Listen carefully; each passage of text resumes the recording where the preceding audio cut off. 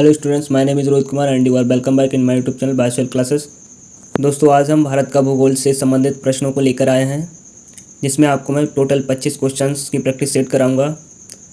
तो चलिए स्टार्ट करते हैं। क्वेश्चन नंबर फर्स्ट है हमारा, भारत का आकार कैसा है?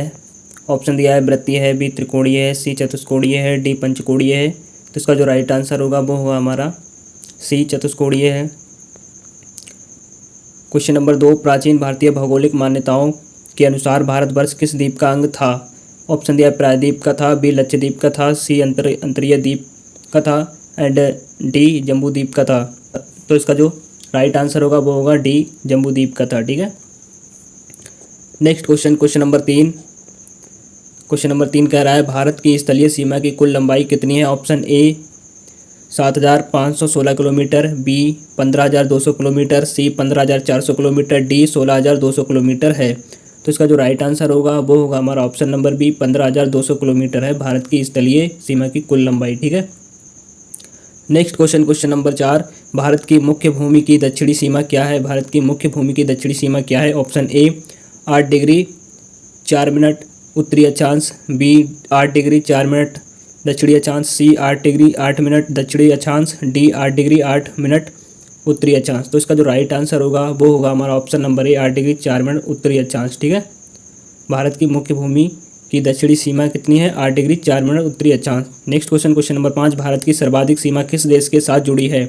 ऑप्शन ए चीन के साथ, बी पाकिस्तान के साथ, सी नेपाल के साथ, डी बांग्लादेश के साथ। तो भारत की सर्वाधिक सीमा हमारी जो इसका राइट आंसर होगा वो होगा बांग्लादेश के साथ जुड़ी है। ठीक है।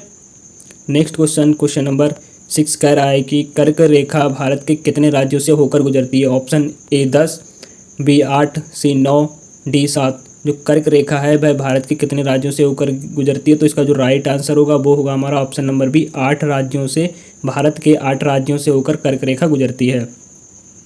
Next question, question number 7, Bharat और पाकिस्तान के मध्य सीमा है। भारत और पाकिस्तान के मध्य कौन सी सीमा है? ए रेड क्लिफ रेखा है, बी मैकमोहन रेखा है, सी डुरंड रेखा है, डी 8 डिग्री चैनल है। 8 डिग्री चैनल है। तो इसका जो राइट आंसर होगा वो होगा हमारा option number A red cliff रेखा है। ठीक है।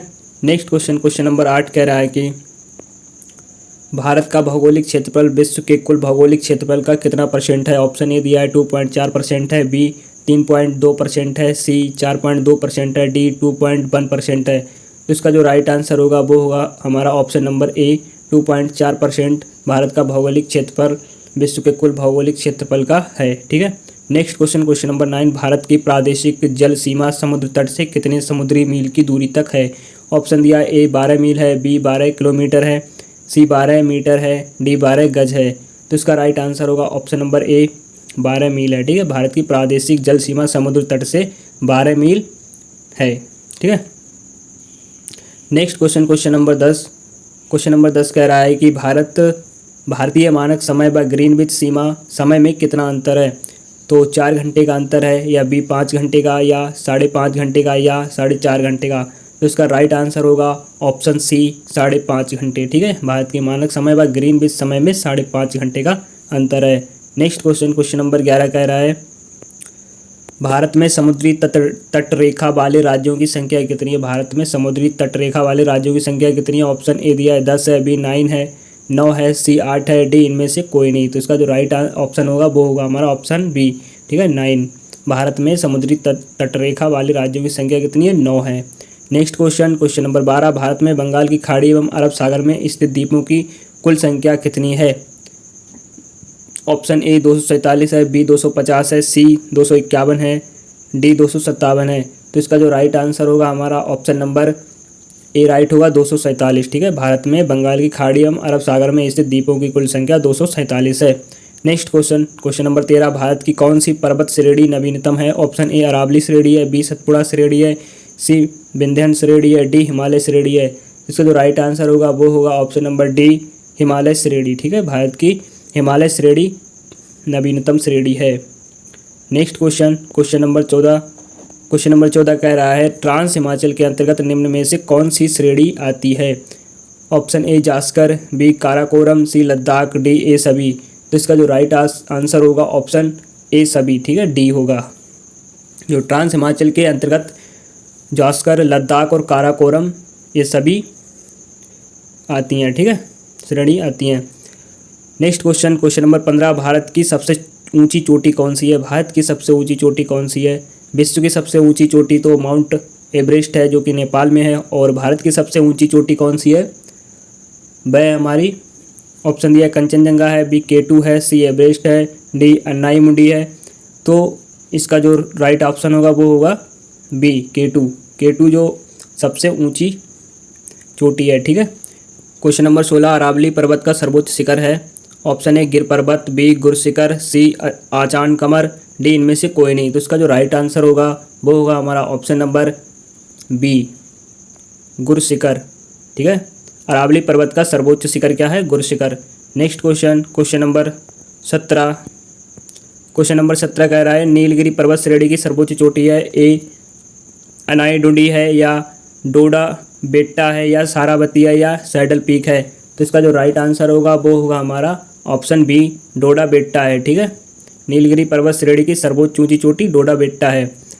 नेक्स्ट क्वेश्चन, क्वेश्चन नंबर 18, काली और तीस्ता नदियों के बीच हिमालय कौन सा प्रादेशिक विभाग स्थित है? ऑप्शन ए नेपाल हिमालय है, या बी कुमायूं हिमालय है, या सी पंजाब हिमालय, या डी पूर्वांचल हिमालय है। तो इसका राइट आंसर होगा ऑप्शन नंबर ए नेपाल हिमालय, ठीक है। काली और तीस्ता नदियों के बीच नेपाल हिमालय प्रादेशिक विभाग स्थित है।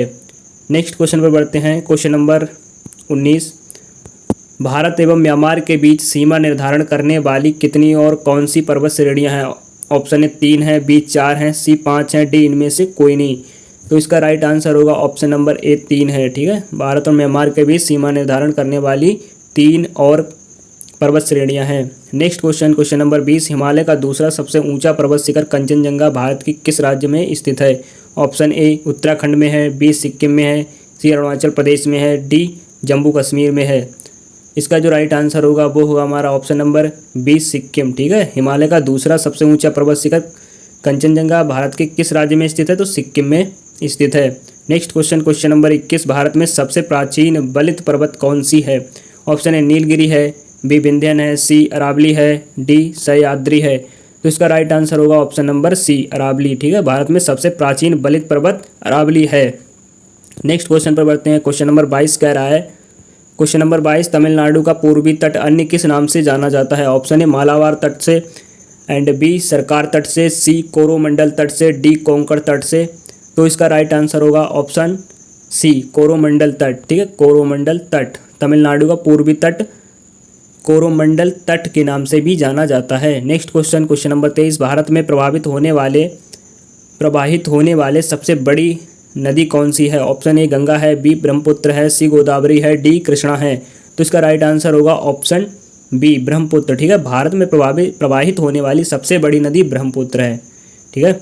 Next question, question number 24, Sundarban का डेल्टा कौन सी नदी बनाती है? ऑप्शन ए दिया है गंगा यमुना बनाती है, बी ब्रह्मपुत्र बनाती है, सी चंबल यमुना बनाती है, डी इनमें से कोई नहीं। इसका जो राइट आंसर होगा ऑप्शन बी गंगा ब्रह्मपुत्र जो नदी है वह डेल्टा बनाती है, ठीक है। सुंदरबन का डेल्टा बनाती है। नेक्स्ट क्वेश्चन, हमारा लास्ट क्वेश्चन है इस प्रैक्टिस सेट का, बंगाल का शोक किसे कहा जाता है? बंगाल का शोक किसे कहा जाता है? ए हुगली को कहा जाता है, बी दामोदर को कहा जाता है, सी लोहित को कहा जाता है, डी गंगा को कहा जाता है, ठीक है। तो बंगाल का शोक ऑप्शन जो राइट होगा हमारा वो होगा बी, दामोदर को बंगाल का शोक कहा जाता है, ठीक है दोस्तों। तो ये प्रैक्टिस सेट हमारा यहाँ पर कंप्लीट होता है और मिलते हैं नेक्स्ट प्रैक्टिस सेट के साथ नेक्स्ट क्लास में। नेक्स्ट प्रैक्टिस सेट अगर आपको देखना तो हमारे चैनल के प्लेलिस्ट पर जाएं और वहाँ पर आपको प्रैक्टिस सेट सीरीज़ मिल जाएगी, ठीक है। चलिए दोस्तों विदा लेते हैं, मिलते हैं नेक्स्ट प्रैक्टिस सेट में। तब तक के लिए आप अपनी प्रिपरेशन कंटिन्यू रखिए।